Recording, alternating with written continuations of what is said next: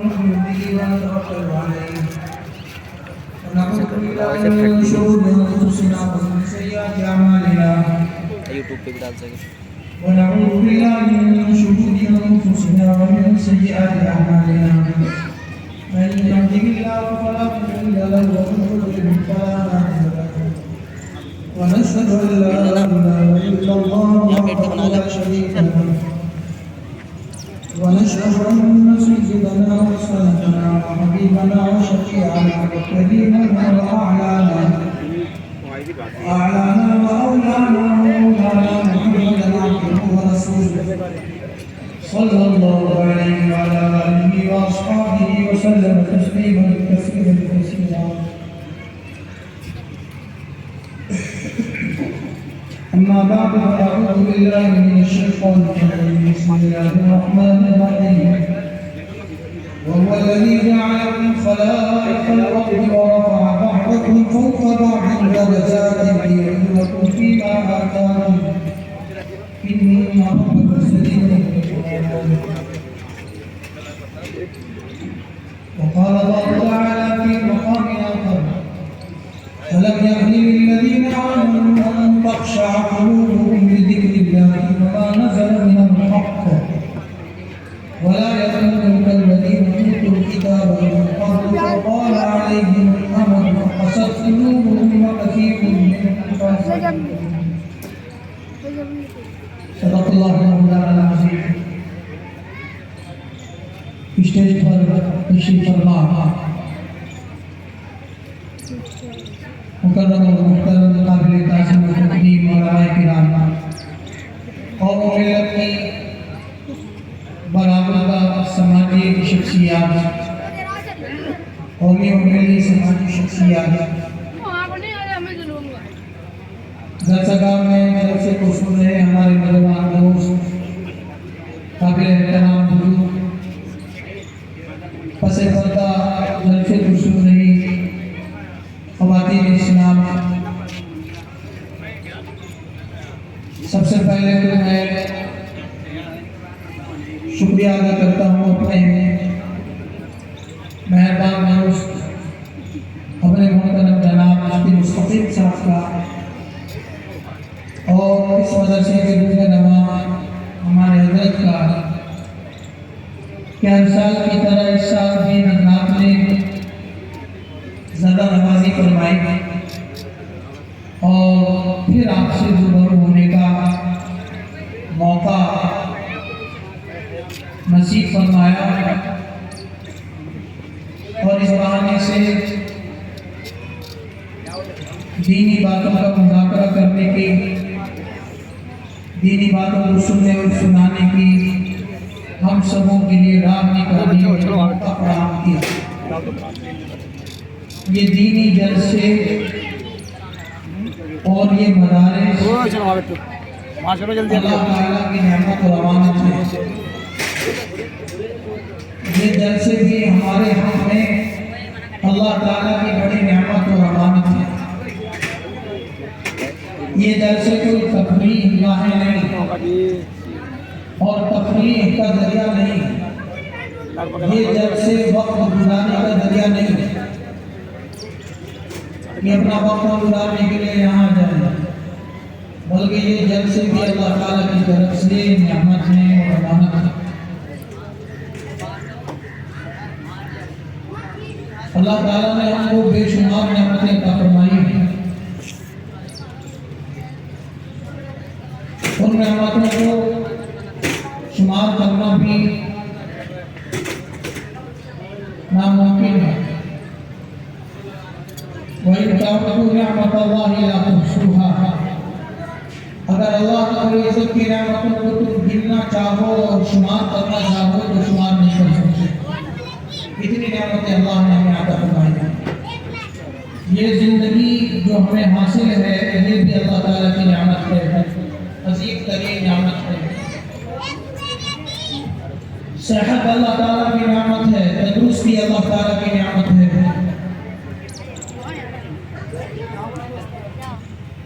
صحت اور تندرستی کی نعمت کی قدر آدمی کو اس وقت ہوتی ہے جب کوئی بیماری لگ جاتی ہے. نئی نئی بیماریاں چل رہی ہیں، نئے نئے امراض، جن امراض سے، ان کے ناموں سے، ان کی حقیقت سے ہمارے آبا و اجداد واقف بھی نہیں تھے۔ کبھی بخار سوار ہو گیا، لیکن ایسی بیماریاں جو اب لاعلاج بیماریاں ہیں، جن کا نام سن کر یہ آدمی ڈرتا ہے۔ اللہ قسم کی عبادت فرمائے، جب بیماری لگ جاتی ہے تب نعمت کی قدر، صحت کی نعمت کی قدر معلوم ہوتی ہے۔ لاکھ اللہ تعالیٰ نے نعمت دولت کی دے رکھی ہے، مال دے رکھا ہے، لیکن جب صحت اور تندرستی کی نعمت ضائع ہو جاتی ہے تو اس وقت اپنا وہ مال اور دولت بھی کام نہیں آتا۔ دسترخوان پر 50 نعمتیں چنی ہوئی ہیں، 50 قسم کے ماکولات اور مشروبات اور کھانے کی چیزیں اور پینے کی چیزیں لگی ہوئی ہیں، لیکن جب بیماری لگ جاتی ہے اور صحت کی نعمت رخصت ہو جاتی ہے تب آدمی اپنی بندی کا کھا بھی نہیں سکتا۔ ہاتھ بڑھاتے ہوئے صبح اس کو سوچنا پڑتا ہے کہ یہ چیز کھاؤں تو کوئی بی پی ہائی نہ ہو جائے، اس چیز کو استعمال کرو تو بی پی گڑبڑا نہ جائے، شوگر گڑبڑا نہ جائے، اور کوئی بیماری لگ جائے، تب اس وقت پتہ چلتا ہے کہ نعمت صحت اللہ تعالیٰ کی کتنی بڑی نعمت ہے، کتنی عظیم نعمت ہے، اس وقت معلوم ہوتا ہے۔ آدمی سوچتا ہے کہ میری ساری دولت چلی جائے لیکن میری صحت واپس آ جائے، جوانی جیسی دولت واپس آ جائے، جوانی میں جیسی صحت تھی، جیسی تندرستی تھی ویسی واپس آ جائے، لیکن واپس نہیں آ سکتی۔ یہ زندگی اللہ تعالیٰ کی امانت ہے، اللہ کی نعمت ہے، اور اللہ کا قانون یہ ہے کہ اس دنیا میں جتنی نعمتیں ہم کو اس نے عطا کی ہیں، ایک ایک نعمت کے متعلق اللہ رب العزت کا ہم سے سوال ہوگا، ایک ایک نعمت کے متعلق سوال ہوگا۔ آپ تھوڑی دیر کے لیے تصور کیجئے، سوچئے کہ اگر مجھے اپنے افسر اعلیٰ کو حساب دینا پڑ جائے تو کتنی مشکلات پیش آتی ہیں،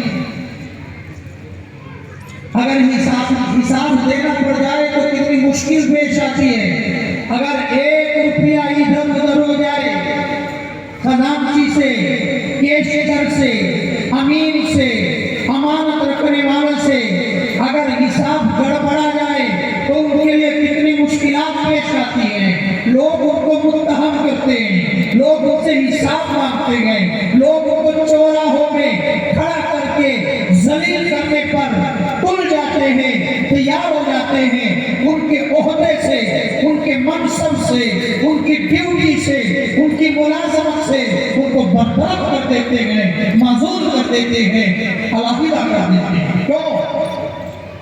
حساب صاف نہیں ہے، حساب میں گڑبڑ کی ہے، امانت میں خیانت کی ہے،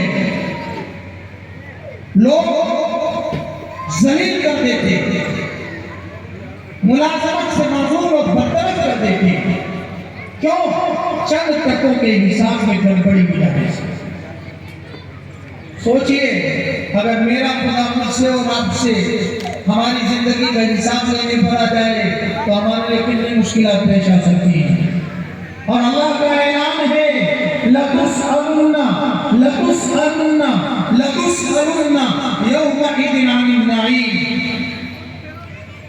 علماء سے پوچھئے اس لَتُسْأَلُنَّ میں کتنی پاور ہے، کتنا زور ہے، کتنی قوت بیانی ہے، کتنا زبردست زور اللہ نے لگایا ہے، یہ علماء صاحب معلوم کریں، یہ عربی ہے، عربی کی گرامر آپ پڑھیں تو آپ کو اندازہ ہوگا کہ لَتُسْأَلُنَّ میں کتنا زور ہے۔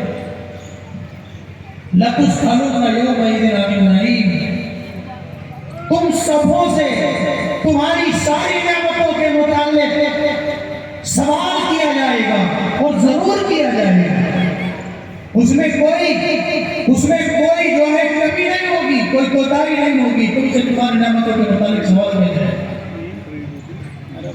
مجھے اور آپ کو اگر آج حساب دینا پڑ جائے، آج میں 30 سال کا ہوں، 35 سال کا ہوں، 50 سال کا ہوں، 60 سال کا ہوں، اگر صرف اللہ رب العزت مجھ سے میری زندگی کا حساب لینے لگے، صرف زندگی کے اوقات کا حساب لینے لگے، تو کیا ہم برابر کر پائیں گے اللہ کے سامنے اپنا حساب؟ اور نعمتوں کو چھوڑ دیجئے، کھانے پینے کی نعمتوں کو چھوڑ دیجئے، اللہ نے جو ایک دھڑکتا ہوا دل دیا ہے، یہ جو آنکھیں دی ہیں، یہ جو دماغ دیا ہے، یہ جو جسم دیا ہے، اس کی لاکھوں کروڑوں نعمتوں کو چھوڑ دیجئے، جوانی کی نعمت کو چھوڑ دیجئے۔ اللہ اگر صرف زندگی کے اوقات کا حساب لینے پر آ جائے تو ہمارے لیے کتنے مشکل ہو جائے۔ اور اللہ کا قانون یہ ہے، اللہ کا اعلان یہ ہے، روئے زمین پر جو سب سے معزز طبقہ ہے وہ اللہ کے پیغمبر ہوتے ہیں، اللہ کے رسول ہوتے ہیں، ان سے اوپر تو کوئی نہیں ہوتا۔ بتائے گئے پیغمبروں سے اوپر کوئی ہوتا ہے؟ پیغمبروں سے اوپر کوئی بھی نہیں ہوتا، لیکن اللہ کا قانون یہ ہے، فَلَنَسْأَلَنَّ الَّذِينَ أُرْسِلَ إِلَيْهِمْ وَلَنَسْأَلَنَّ الْمُرْسَلِينَ فَلَنَسْأَلَنَّ الَّذِينَ أُرْسِلَ إِلَيْهِمْ وَلَنَسْأَلَنَّ الْمُرْسَلِينَ۔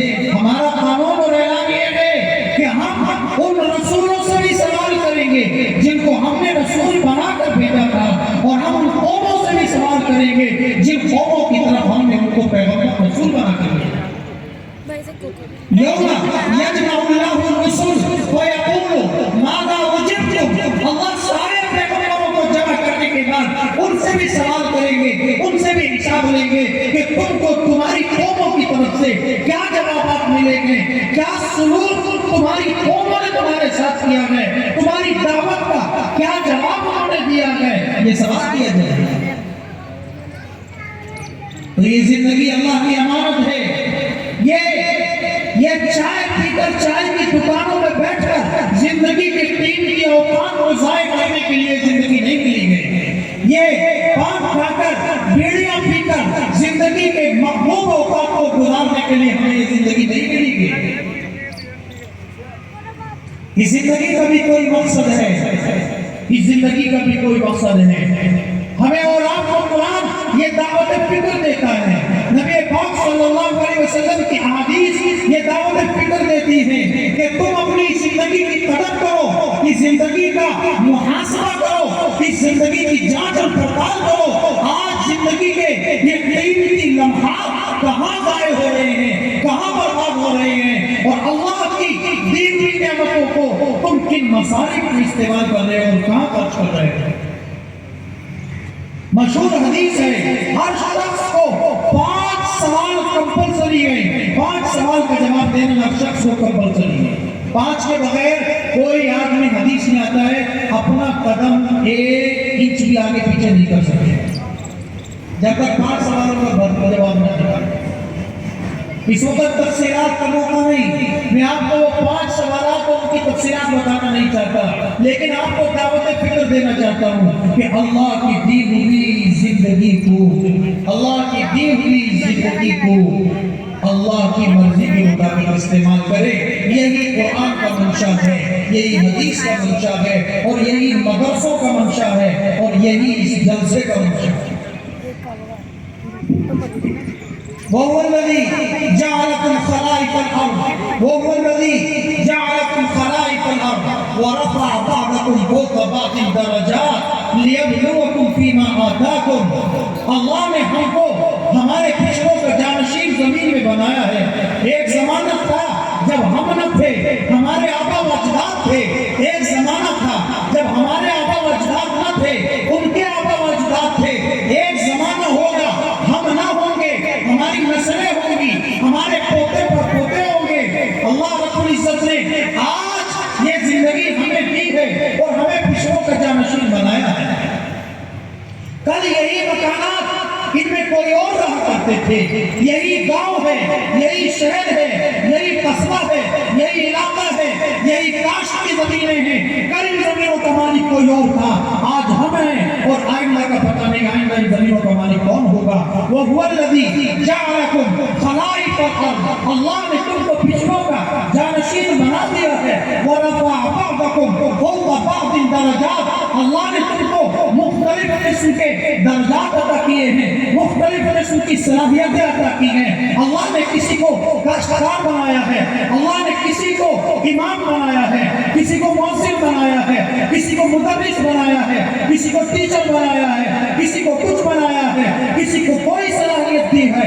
وَرَفَعَ بَعْضَكُمْ فَوْقَ بَعْضٍ دَرَجَاتٍ، ایک آدمی کے اندر سارے ہنر جمع نہیں ہوتے، کوئی ڈاکٹر ہے، کوئی انجینئر ہے، کوئی کاشتکار ہے، کوئی غلہ زمینوں سے نکال کر کے مارکیٹ میں لے جا رہا ہے، کوئی اس کو خرید رہا ہے، کوئی بیماریوں کا علاج کر رہا ہے، کوئی بلڈنگیں بنا رہا ہے، کوئی قوم کا مستقبل سنوارنے میں لگا ہوا ہے، کوئی قرآن کا خادم ہے، کوئی حدیث کا خادم ہے، کوئی خانقاہیں چلا رہا ہے، کوئی مسجدوں کو آباد کیے ہوئے ہے۔ وَرَفَعَ بَعْضَكُمْ فَوْقَ بَعْضٍ، اللہ نے کسی کو دولت دی ہے، وہ قرآن کی خدمت اپنی دولت سے کر رہا ہے، اپنے مدرسے میں چندے دے کر کر رہا ہے، مدرسے میں پڑھنے والے بچوں کے لیے کھانے کا انتظام کر کے، کپڑوں کا انتظام کر کے وہ قرآن کی خدمت کر رہا ہے، مدرسوں کی خدمت کر رہا ہے۔ مدرسوں کی خدمت کرنے والے صرف یہ اساتذہ نہیں، صرف یہ پڑھانے والے نہیں، صرف یہ منتظمین نہیں، صرف یہ ناظم نہیں، اس مدرسے کی خدمت کرنے والے آپ بھی ہیں۔ آپ جو ایک پائی اس مدرسے میں خرچ کرتے ہیں، آپ بھی قرآن کے خادم ہیں، آپ بھی مدرسے کے خادم ہیں۔ ابھی ایک بھائی نے 1,00,000 روپے سے مدرسے کا چندہ کیا، اللہ اس کے چندے کو قبول فرمائے، وہ بھی قرآن کا خادم ہے، وہ بھی مدرسے کا خادم ہے، وہ بھی دین کا خادم ہے۔ وَرَفَعَ بَعْضَكُمْ فَوْقَ بَعْضٍ دَرَجَاتٍ، مختلف قسم کی صلاحیتیں اللہ نے لوگوں کو دی ہے، لیکن کیوں دی ہیں؟ لِيَبْلُوَكُمْ فِي مَا آتَاكُمْ، تاکہ اللہ رب العزت تمہاری جانچ کرے، تم کو آزمائے۔ لِيَبْلُوَكُمْ فِي مَا آتَاكُمْ، آج اپنی جوانی آپ کس کو لگا رہے ہیں؟ بڑھاپا کہاں لگ رہا ہے؟ دولت کہاں خرچ ہو رہی ہے؟ زندگی کے اوقات کہاں خرچ ہو رہے ہیں؟ جو صلاحیتیں ہیں ان صلاحیتوں کو کہاں لگا رہے ہو؟ آنکھوں کا استعمال کہاں کر رہے ہو؟ فکروں کا استعمال کہاں کر رہے ہو؟ اللہ رب العزت آزمانا چاہتے ہیں، لِيَبْلُوَكُمْ فِي مَا آتَاكُمْ، اور بلکہ ایک جگہ فرمایا لِيَبْلُوَكُمْ أَيُّكُمْ أَحْسَنُ عَمَلًا، اللہ رب العزت یہ دیکھنا چاہتے ہیں أَيُّكُمْ أَحْسَنُ عَمَلًا، تم میں سب سے بہترین عمل کرنے والا کون ہے؟ کیا دیکھنا چاہتے ہیں؟ أَيُّكُمْ أَحْسَنُ عَمَلًا، سب سے بہترین عمل کرنے والا کون ہے؟ یہ نہیں فرمایا کہ سب سے زیادہ عمل کرنے والا کون ہے، بلکہ کیا فرمایا؟ سب سے اچھا عمل کرنے والا کون ہے؟ اللہ تعالیٰ کے یہاں اعمال گنے جائیں گے یا تولے جائیں گے؟ بتائیں بھائی، ارے اللہ تعالیٰ کے یہاں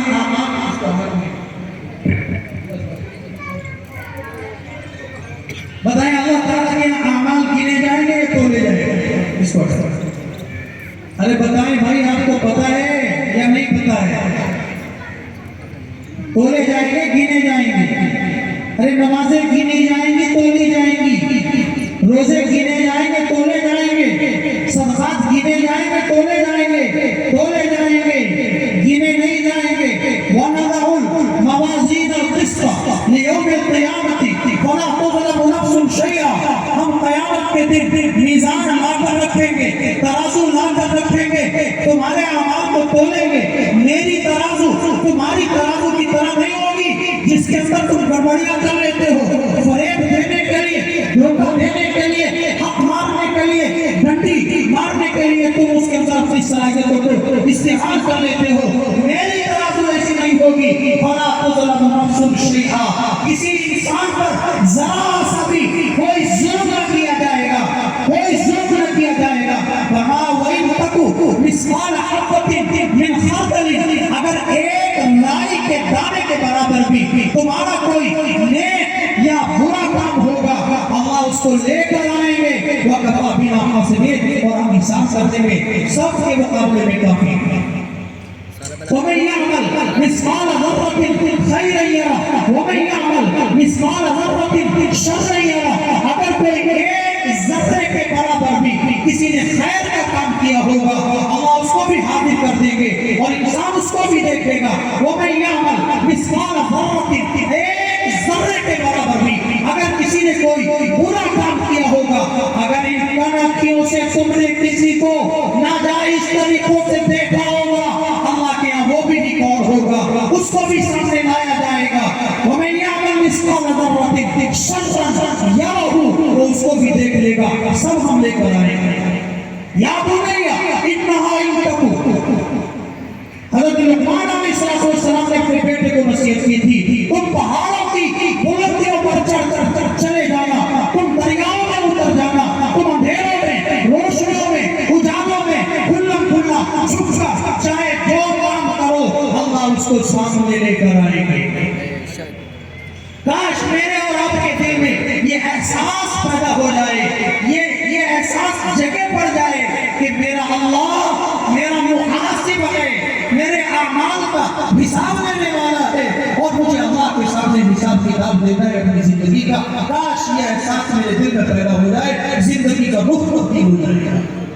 تقویٰ اسی کا نام ہے, تقویٰ اسی کا نام ہے. خدا کا وہ خوف وہ ڈر ہمارے دلوں میں پیدا ہو جائے کہ میرا کوئی عمل ایسا نہ ہو جس سے میرا اللہ ناراض ہو جائے. روزے کا مقصد بھی یہی فرمایا گیا لعلکم تتقون, تاکہ تمہارے اندر تقویٰ پیدا ہو جائے. قرآن بھرا پڑا ہے ہدی للمتقین, تقوی کا لفظ جگہ جگہ آیا ہے. نکاح کے موقع پر 3 آیتیں خطبے میں سنتے ہو, تینوں کے اندر تقوی کا ذکر ہے. یا ایھا الناس اتقوا ربکم یا ایھا الذین آمنوا اتقوا اللہ حق تقاته ولا تموتن الا وانتم مسلمون. اے مسلمانوں اللہ سے اس طرح ڈرو جس طرح اس سے ڈرنے کا حق ہے, اور خبردار اسلام کی حالت پر مرنا, مسلمان ہو کر کے مرنا. کیا مطلب؟ مرنا تو اپنے اختیار میں نہیں ہے, مطلب یہ ہے مسلمان بن کر جینا, مسلمان بن کر جیو گے تو اسلام کی حالت پر موت آئے گی. سارا دار و مدار آج کے عمل کے اوپر ہے. آج میرا جیسا عمل ہوگا میرا کل بھی ویسا ہی ہوگا, میرا مستقبل بھی ویسا ہی ہوگا. کما تعیشون تموتون, جس طرح زندگی گزارو گے اسی طرح موت آئے گی. وکما تموتون تبعثون, اور جس طرح تمہاری موت آئے گی اسی طرح تم کو اٹھایا جائے گا. اچھے حال میں جیو گے, اچھے حال میں مرو گے, اچھے حال میں مرو گے تو اچھے حال میں تم کو اٹھایا جائے گا. سارا دار و مدار آج کے اوپر ہے. مجھے اپنے آج کو درست کرنے کی ضرورت ہے تاکہ میرا کل درست ہو جائے. کس گمان میں پڑے ہو کہ ابھی جوانی ہے, ابھی ہم 40 سال کے ہیں, ابھی ہم 35 سال کے ہیں, ابھی دنیا دیکھ کے نہیں ہے. کس گمان میں پڑے ہو؟ لگ گئے وہ زمانے جب بستروں پر لوگ مارا کرتے تھے, اب تو کھڑے کھڑے گر جایا کرتے ہیں, اب تو بیٹھے بیٹھے لوگ لڑک جایا کرتے ہیں. آگاہ اپنی موت سے کوئی بشر نہیں, آگاہ اپنی موت سے کوئی بشر نہیں. سامان 100 برس کا ہے بلکہ فرق ہے. گئے وہ زمانے. میرے بھائیو اللہ رب العزت جب ترازو لے کر آئیں گے وہ انصاف کی ترازو ہوگی, اور اللہ کے ہاں مجھے اور آپ کو سب کو آنا ہے اور سب کو اکیلے آنا ہے. آج اگر ہم میں سے کوئی پھنس جائے تو اپنے یار اور مددگار کو بلا کر کے لاتا ہے. کسی کا کسی افسر سے تعلق ہے وہاں سے کاغذ لگاتا ہے, وہاں عرضی لگاتا ہے. کسی کا کسی نیتا سے تعلق ہے وہاں عرضی لگاتا ہے, وہاں اس کو ساتھ لے کر آتا ہے. صاحب تھانے چلو ہمارے ساتھ, بائک پکڑی گئی ہے, صاحب تھانے چلو, بندہ تھانے میں بٹھایا ہوا ہے. لیکن اللہ فرماتے ہیں ان کل من فی السماوات والارض الا آتی الرحمن عبدا ولقد احصاهم وعدهم عدا وكلهم آتیہ یوم القیامت فردا. سنو ان کل من فی السماوات والارض, روئے زمین میں, روئے آسمان کے اندر, زمین و آسمان کے اندر جتنے لوگ ہیں وہ سب کے سب اللہ کے پاس عاجز بن کر آئیں گے, بندے بن کر آئیں گے, غلام بن کر آئیں گے. اور ایسا نہیں کہ اتنے بڑے مجمع میں سے کوئی آدمی ادھر ادھر نکل جائے گا, نہیں. وَلَقَدْ أَحْصَاهُمْ وَعَدَّهُمْ عَدًّا, اللہ نے تم سب کو گن رکھا ہے, تمہارا رجسٹر تیار ہے, تمہارا ریکارڈ تیار ہے. ایک آدمی کا نام, اس کی 7 पुष्पों के माँ बाप अजदाद के साथ लिखा हुआ है, कोई अल्लाह से बच नहीं सकता। वकुल्लुहुम आतीही यौमल क़यामति फर्दा, क़यामत के दिन हर इंसान अल्लाह की बारगाह में अकेला आएगा। वहाँ कोई नेता साथ नहीं आएगा, वहाँ कोई छुड़ाने वाला नहीं आएगा, बाप भी साथ नहीं देगा, माँ भी साथ नहीं देगी, चच्चे चाय भी साथ नहीं देंगे, सब के सब अल्लाह की बारगाह में अकेले आएंगे। मैं भी अकेला आऊंगा, कल मेरे साथ आप ना होंगे, आप भी अकेले जाओगे, कल आपके साथ भी कोई नहीं। वलक़द जि'तुमूना फुरादा वलक़द जि'तुमूना फुरादा कमा ख़लक़नाकुम अव्वल मर्रा। तुम अकेले आओगे और इस तरह आओगे जिस तरह दुनिया में अकेले आए थे, इसी तरह तुम अल्लाह के यहाँ अकेले आए। ये जलसे, इन जलसों का मकसद यही है कि दीनी शऊर पैदा किया जाए, दीनी फिक्र पैदा की जाए, दीनी मिजाज पैदा किया जाए। अगर हम अपने अंदर इन जलसों को सुनने के बाद कोई दीनी शऊर पैदा न करे, दीनी फिक्र पैदा न करे, दीनी मिजाज पैदा न करे, दीनी ख्यालात पैदा न करे, दीनी जज्बात पैदा न करे, तो ये जलसे लाहासिल। मकसद इन जलसों का यही है। और मैं अक्सर क्या करता हूँ मेरे भाइयों बुजुर्गों दोस्तों,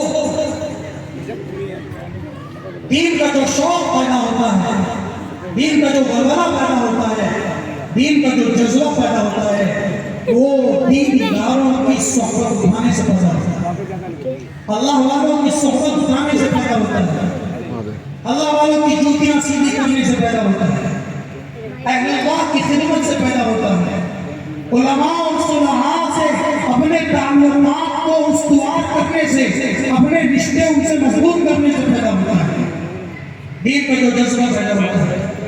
खासतौर से मेरी नौजवान नस्ल, मेरे नौजवान दोस्त, मैं उनसे बिलखुसूस ये दरख्वास्त करना चाहता हूँ कि आज हमारा नौजवान बड़ी बेराहवी का शिकार है। ज़हनी एतबार से वो दीन से बहुत दूर जाकर के खड़ा है, और कम लोग हैं जवानी में अल्लाह ताला जिनको सालेह जज्बात अता फरमाते हैं, बहुत कम लोग हैं। खास तौर से मैं नौजवान दोस्तों को कहूँगा कि वो अपने इलाके के उलमा से, इमाम साहब से, मौज़िन साहब से, वो जो उनकी हम उम्र हैं, उनसे अपने ताल्लुकात पैदा करें, उनके साथ उठना बैठना करें। जिंदगियां गुजर गई, अल्लाह की कसम ऐसे लोग भी मिलेंगे कि 65 साल की उम्र के हैं और आज तक नमाज़ें गलत पढ़ रहे हैं। क्यों? किसी आलिम से कभी मसला पूछा नहीं, किसी आलिम से कभी ताल्लुक पैदा किया नहीं, कभी उनके सामने मुज़ाकरे में बात आई नहीं। जिस दिन बात आई उस दिन उन्होंने बताया हम तो आज तक इस तरीके से करते आए और गलत करते आए। तो अमाल अल्लाह के यहाँ तोले जाएंगे, अमाल गिने नहीं जाएंगे, और बसा औकात छोटी सी चीज भी अल्लाह ताला के यहाँ बहुत वज़नी हो जाएगी। हदीस में आता है एक आदमी की बुराइयां इतनी वज़नी होंगी कि उसकी बुराइयों का पल्ला नीचे को झुका हुआ होगा और उसकी नेकियों का पल्ला जो है वो ऊपर को उठा हुआ होगा। वो मायूस हो जाएगा, वो नाउम्मीद हो जाएगा कि मैं फंस गया, आज मैं बच नहीं सकता। लेकिन उसके नेकियों में से फरिश्तों के जरिए से एक पर्ची पेश की जाएगी, उस पर्ची पर अल्लाह का वो जिक्र लिखा हुआ होगा, वो कलिमा इखलास लिखा हुआ होगा, वो कलिमा तय्यबा लिखा हुआ होगा, वो इस्तिग़फ़ार लिखा हुआ होगा, जो उसने बड़े खुलूस के साथ, बड़ी इलाहियत के साथ, जाने किस खुलूस के साथ पढ़ा होगा। अल्लाह उस पर्ची को उसके नेक अमाल वाले पल्ले में रखेंगे। वो इतनी वज़नी होगी, इतनी वज़नी होगी कि उसके गुनाहों के पल्ले को यूं उठा करके रख देगी और नेकियों का पल्ला झुक जाएगा। एक छोटी सी पर्ची के अंदर इतना वजन होगा, वो वजन कहाँ से पैदा होगा? पर्ची तो छोटी सी। हमारे बुजुर्गों ने लिखा है, याद रखना ये दोनों बातें जो मैं आपको कहकर जा रहा हूँ और अपनी बात खत्म कर रहा हूँ। हमारे बुजुर्गों ने लिखा है कि अमाल के अंदर वजन पैदा करो, और अमाल के अंदर वजन पैदा होता है दो बातों से। कितनी बातों से पैदा होता है? बोलो भाई, कितनी बातों से पैदा होता है? अमाल में वजन कितनी बातों से पैदा होता है? चार, दो बातों से। पहली बात हमारे बुजुर्गों ने लिखी, अमाल में वजन पैदा होता है इखलास। इससे पैदा होता है इखलास। کام دنیا کا کرو یا دین کا کرو، اللہ کی خوشی حاصل کرنے کے لیے، دنیا کا کرو یا دین کا کرو، اپنے مولا کی مرضی اور خوشی کو سامنے رکھو۔ سونا بھی عبادت بن جائے گا، کھانا بھی عبادت بن جائے گا، چلنا پھرنا بھی عبادت بن جائے گا، اگر نیت درست ہوگی، نیت نیک ہوگی۔ بے حساب دولت آپ نے غریبوں میں بانٹی، راشن تقسیم کرایا، آٹے چینی کی بوریاں تقسیم کرائی، لیکن ساتھ ساتھ آپ نے سیلفیاں لے کر ان کی تشہیر کی، اور اس لیے تشہیر کی تاکہ لوگوں کو پتا چلے کہ فلاں آدمی کتنا سخی ہے، فلاں آدمی کتنا سخی ہے۔ راشن بٹوا رہے ہو لیکن غریبوں کی محبت اور ہمدردی میں نہیں، اللہ کی رضا حاصل کرنے کے لیے نہیں، بلکہ اس لیے کل الیکشن میں ان جھگی جھونپڑیوں میں رہنے والوں کا ووٹ تم کو ملے گا۔ آپ نیک کام کر رہے ہو، غریبوں کا پیٹ بھر رہے ہو، لیکن اس لیے کہ ان جھگی جھونپڑیوں میں رہنے والوں کا کل کو تم ووٹ لے سکو، تو تمہارا مقصد اللہ کو خوش کرنا نہیں۔ لا خیر فی کثیر من نجواہم الا من امر بصدقۃ او معروف او اصلاح بین الناس ومن یفعل ذلک ابتغاء مرضات اللہ فسوف نؤتیہ اجرا عظیما۔ قرآن کی آیت صاف بتاتی ہے کہ اگر تم خیر کا کوئی بھی کام کر رہے ہو، اگر اللہ کی رضا چاہنے کے لیے کر رہے ہو، اللہ کی رضا کے لیے کر رہے ہو، تو اللہ تم کو اجر عظیم عطا کرے گا۔ تو اعمال میں وزن کیسے ہوتا ہے؟ اخلاص سے۔ نمازیں پڑھ رہے ہیں، حاجی حج کر رہا ہے، مقرر تقریر کر رہا ہے، مدرس پڑھا رہا ہے، عمرہ کرنے والا عمرہ کر رہا ہے، اور اپنے عمروں کا بہت اچھی طرح سے تذکرہ کر رہا ہے۔ صاحب 5 عمرے ہو گئے، اللہ کے شکر سے 4 حج کر لیے، اس لیے کر لیے کہ لوگ مجھے حاجی صاحب کہیں، لوگ مجھے غازی کہیں، لوگ مجھے نمازی کہیں۔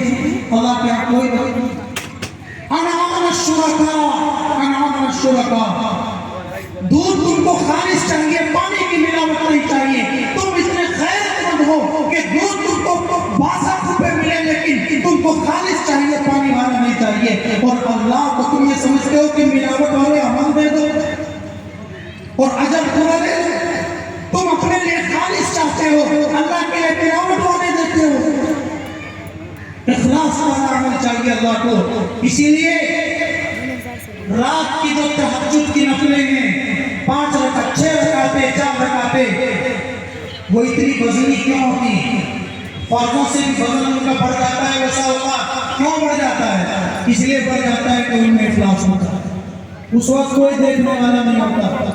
جو بستر چھوڑ رہے ہو اللہ کے لیے چھوڑ رہے ہو، جو ٹھنڈے گرم پانی کو استعمال کر رہے ہو اللہ کے لیے کر رہے ہو، جو رات کی تنہائیوں میں رو رہے ہو اللہ کے لیے رو رہے ہو، اسی لیے آنسو کی قیمت اس لیے زیادہ ہے کہ آپ نے اللہ سے بڑھ کر روتا ہے، اللہ کے لیے روتا ہے۔ جنید بغدادی کتنا بڑا بزرگ ہے، کتنا بڑا بزرگ ہے، یوں کہتے ہیں کہ جب میرا معاملہ پیش ہوا، کسی نے خواب میں دیکھا، پوچھا کیا بنی، کیا بنی؟ فرمانے لگے میں تو یہ سوچتا تھا کہ اللہ تعالیٰ کے سامنے معرفت کے، تصوف کے بڑے بڑے مسئلے جو ہم سر کیا کرتے تھے ان کو ذکر کریں گے، لیکن اللہ کے سامنے جو بات بنی تو وَمَا مَا نَفَعَنَا إِلَّا رُقَيْعَاتٌ رَفَعْنَاهَا فِي جَوْفِ اللَّيْلِ مَا نَفَعَنَا إِلَّا رُقَيْعَاتٌ رَفَعْنَاهَا فِي جَوْفِ اللَّيْلِ۔ اللہ کے یہاں وہ جو رات کو اٹھ کر وہ جو چھوٹی چھوٹی رکعتیں پڑھ لیا کرتے تھے، آج انہوں نے ہمارا کام بنا دیا، کیونکہ اخلاص والا عمل۔ تو اعمال میں جان پیدا ہوتی ہے اخلاص کے ساتھ۔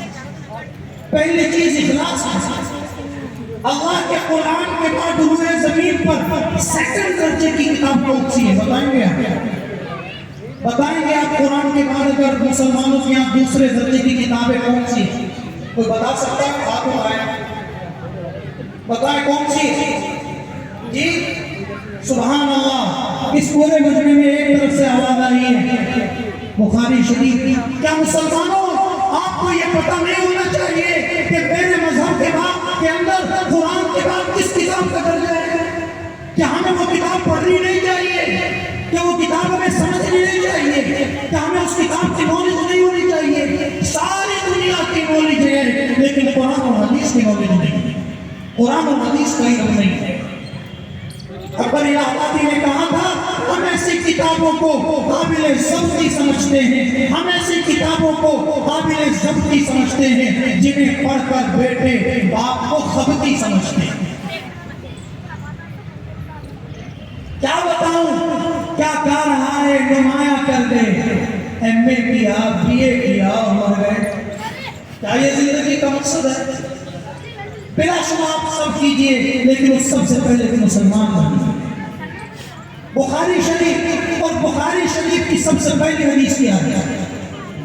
انما الاعمال بالنیات، انما الاعمال بالنیات۔ ہجرت جیسا مقدس عمل جس میں اپنے گھر بار کو چھوڑ کر، مدینے کو چھوڑ کر مکے کا رخ کیا گیا، اگر ہجرت جیسا مقدس عمل کسی نے اپنے دنیاوی مفادات کے لیے کیا، دنیاوی اغراض کے لیے کیا، کسی عورت سے عشق و محبت کی وجہ سے کیا، تو رسول اللہ نے صاف فرما دیا اس کی ہجرت اللہ کے لیے نہیں مانی جائے گی، رسول اللہ کے لیے نہیں مانی جائے گی، اس کی ہجرت دنیا اور عورت کے لیے مانی جائے گی۔ ہجرت جیسا مقدس عمل، اس لیے اعمال میں وزن پیدا ہوتا ہے اخلاص کے ساتھ، کائے کے ساتھ، اخلاص کے ساتھ۔ نمبر 2، دوسرا طریقہ، دوسری چیز جس کے ذریعے سے اعمال میں وزن پیدا ہوتا ہے وہ ہے اعمال کو نبی پاک صلی اللہ علیہ وسلم کے طریقے کے مطابق کرنا۔ اس کے مطابق کرنا، نبی پاک صلی اللہ علیہ وسلم کے طریقے کے مطابق کرنا۔ ایک چھوٹی سی مثال دے کر بات ختم کرتا ہوں۔ مثال سنیے، نکاح نبی کی سنت ہے، سارے نبی کی سنت ہے۔ خطبے میں کیا سنتے ہو؟ نکاح کے خطبے میں کیا سنتے ہو؟ النکاح من سنتی ومن رغب عن سنتی فلیس منی۔ نکاح میری سنت ہے، تو کس کے طریقے کے مطابق ہونا چاہیے؟ بولو بھائی، کس کے طریقے کے مطابق ہونا چاہیے؟ سنت۔ نہیں صاحب، مہندی کی رسم ہوگی، کیوں؟ اجی ہمارے بڑے کرتے آئے، جوڑا جائے گا، ہمارے بڑے کرتے آئے ہیں، دلہا گھوڑی پر چڑھے گا، ہمارے بڑے کرتے آئے ہیں، بٹنا لگے گا، ہمارے بڑے کرتے آئے ہیں، نامحرم لڑکیاں بٹنا لگائیں گی، بڑے کرتے آئے ہیں، بارات جائے گی، بڑے کرتے آئے ہیں۔ تو آپ بڑوں کے طریقے پر شادی کر رہے ہو یا نبی کے طریقے پر شادی کر رہے ہو؟ بتا دو مجھے، آج انصاف سے بتا دو، آپ بڑوں کے طریقے پر کر رہے ہو نبی کے طریقے پر کر رہے ہو؟ تو اللہ کے یہاں اس نکاح کا کوئی وزن ہوگا؟ کوئی نہیں، کوئی وزن نہیں ہوگا۔ کیوں؟ نبی کا طریقہ۔ مغرب کی 3 رکعتیں ہیں، مغرب کی 3 رکعتیں ہیں، اگر کوئی جوش میں آ کر 4 پڑھ لے، بتاؤ بھائی، اچھا کام کر رہا ہے برا کام کر رہا ہے؟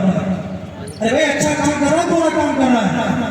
ارے بتا تو دو، اللہ کے بندو، اچھا کر رہا ہے برا کر رہا ہے؟ کیوں؟ نماز بری چیز ہے؟ ارے نماز بری چیز ہے تو نماز کو اچھا عمل، طریقہ غلط ہے۔ نماز جیسی عبادت اگر رسول اللہ کے بتائے ہوئے طریقے کے مطابق ہوگی، اللہ کے یہاں قبول اور مقبول ہوگی، ورنہ اللہ کے یہاں قبول اور مقبول نہیں ہوگی۔ تو اس لیے سنو، اگر دکان پر سودا سلف بیچتے ہو، ریڑھی پر سامان بیچتے ہو، تجارت کرتے ہو، مناسبت کرتے ہو، زراعت کرتے ہو، گھروں کا رہن سہن، معاشرت، معاملہ، عقائد، عبادات صرف نبی کا طریقہ عبادات میں نہیں چلے گا، نبی کا طریقہ معاشرت میں بھی چلے گا، معاملات میں بھی چلے گا، عقائد میں بھی چلے گا، اخلاقیات میں بھی چلے گا۔ اگر ان دین کے 5 شعبوں میں طریقہ نبی والا ہوگا، صحابہ والا ہوگا، تو اللہ کے یہاں درجات بلند ہوں گے، ورنہ ہم میں اور اوروں میں کوئی فرق نہیں ہوگا۔ بس اپنی بات انہی پر ختم کرتا ہوں، انہی 2 چیزوں کی دعوت دیتا ہوں۔ اللہ مجھے بھی اخلاص نصیب فرمائے اور ہم سبوں کو اخلاص اور نبی پاک صلی اللہ علیہ وسلم کا طریقہ نصیب فرمائے۔ وآخر دعوانا الحمدللہ رب العالمین۔